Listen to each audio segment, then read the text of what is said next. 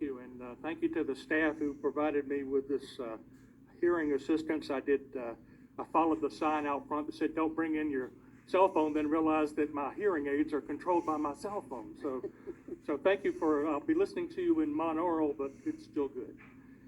I wanted to come tonight to recommend your acceptance of the first tranche of, it's nearly $6 million, 5.98 I think, that is coming to the city from the Federal Emergency Management Association's Building Resilient Infrastructure and Communities grant, and it's going to go toward the Duharts Creek Critical Infrastructure Protection and Stream Restoration Project.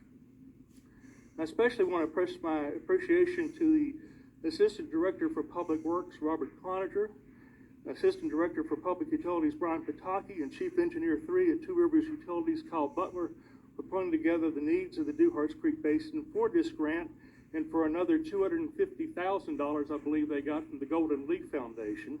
Also grateful for the work of City Manager Michael Peoples, Mayor Walker Reed, you, the City Council, and all those who have supported the marshaling of expertise and finances to improve this distressed waterway. You're allocating $2 million, I believe, from the city's Stormwater Fund toward this project.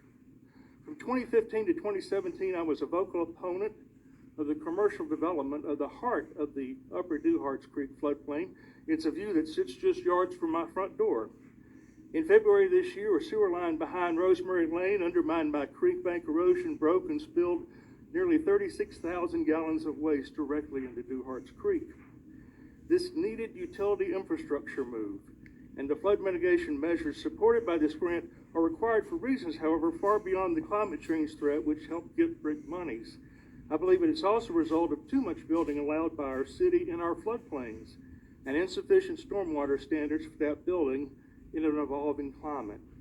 It's a large problem, not limited to our area, but still at the local level, I think development rules need to change, and not just the rerouting and stabilizing of stormwater channels. So as you take these funds tonight, I ask you to think of two things in addition. Plan now ways to protect this investment. Hire a full-time stormwater control inspector to make sure the regulations that you have are followed, and add enforcement penalties if they are not. Do a financial incentives program to retrofit, especially in this upper Duharts Basin, which I think 70% and an enormously, egregiously over amount of our city's commerce is in this basin.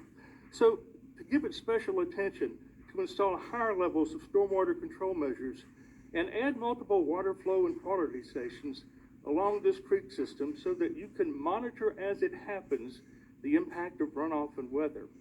A promised but yet uninstalled monitoring station where a tributary 3 enters Duharts, which was promised you, I think, when the warehouse project was built north of 85, still has not been installed.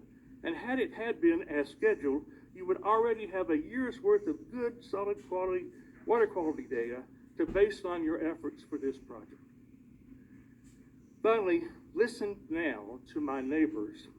The build of this for us in the neighborhood will be black whenever it happens, but I asked the city to host a meeting for all property owners along Duharts Creek and Armstrong Creek north of Deerwood. Make it open to all interested neighbors and members of the public to present your thoughts as you get them organized and hear their concerns and hopes. Do this early in the process as you hire a plan designer and along the way to discuss final design options. This project should take into account other issues important to neighbors while it's a mess. Things like sound and visual buffers, aesthetics and nature impacts, quality of life, actual improvement of flooding issues on Armstrong, my backyard, as well as Duharts. I don't know if in our lifetime we're going to get this much money to fix this. Let's do it right while we're doing it. The 2010 Duharts restoration work, which you've seen, I think, is some example of what this might be. That's work behind Target, and it was traversing a completely commercial build site. This project, 8,000 feet along Duharts from Franklin Boulevard to Redbud Drive, is bordered half by residential areas, and those living near the creek can help this project be better for all if they can share how this will impact them and help brainstorm with you on mitigation ideas before a plan is set. I hope it's not too much to ask for a result that may be both pretty to look at, as well as functional for nature and transition and runoff. Thank you for considering those points as you start the work. Thank you. This ends